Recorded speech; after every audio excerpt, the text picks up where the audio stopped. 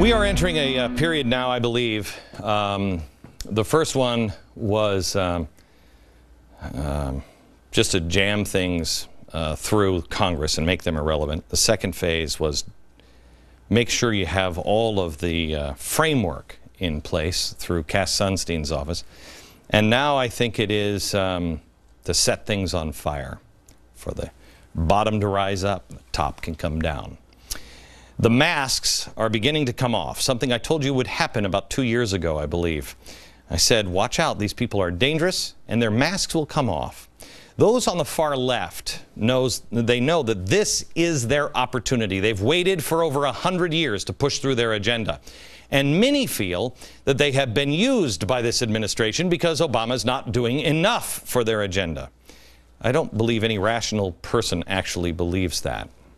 But whether this is a political game or not, I don't know. The Washington Post has no problem publishing the words of hate-filled, proven liars who threaten and call people creatures, which sounds an awful lot like the tactics used by a regime of certain 1930s madman with a funny-looking mustache. I've heard this rhetoric before, but I digress.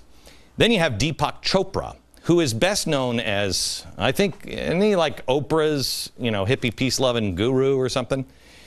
He wrote one of the most angry-sounding, hate-filled rants against Sarah Palin that I think I've ever read. And that is saying something.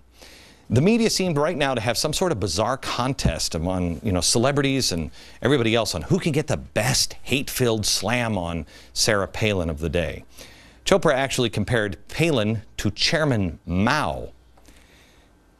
It's amazing. Go to glennbeck.com and read this article.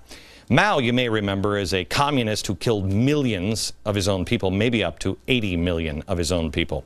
Now, I could show you some people who have praised Chairman Mao. None of them are Sarah Palin, but they all do have one thing in common. They have all worked for this administration. Anita Dunn and Ron Bloom. Yeah. And then we have the latest to, I believe, have the masks start to come off. I actually feel bad for this man because he's dropped the radical pose for the radical ends, and I believe in the end he's going to regret it because it's not going to work. And so the mask will peel back and he'll become more and more angry, I believe. This guy completely lost his cool this weekend at the Netroots convention, and for a few minutes he forgot that mantra of drop the radical pose for the radical ends, his words, not mine. And he sounded like the angry radical of Storm standing together to organize a revolutionary movement kind of guy. Listen.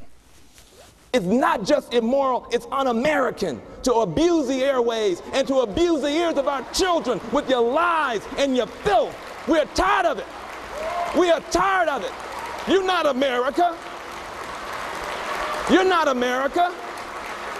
All of our children are better than how y'all act. Every one of our children act better than how y'all act. You're not America. Quit abusing our country. He's talking about those of us who work here at Fox. He's so angry that he doesn't even notice his own hypocrisy. He's supposedly angry because he's tired of being called un-American. And then he calls half the country un-American and filthy liars and child abusers. I don't know. I've never called him un-American. All I did was tell you what he believed in his own words. And if that makes him upset, then maybe he should consider his own viewpoints. That way he doesn't have to get angry at people when they point out his own words.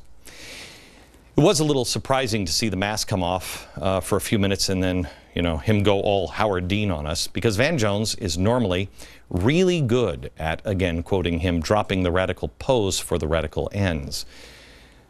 When he toned it down, he made some sort of desperate challenge to debate me. He also produced a commercial with MoveOn.org, and they're launching some campaign, and they're obviously seeking publicity for the launch. So the last thing I'm going to do is waste my time on his furthering the cause. Plus, I'm not going to waste my time with somebody who is just not honest in their own viewpoints, I believe. When Van Jones has denounced his radical revolutionary communist roots, when he really admits that he never really changed those views, he only changed tactics. When he explains his turnaround on why he was so wrong about his past views, then he might really be worth listening to at some point. Not for me, but maybe for you. You'll have to decide. Back in a minute.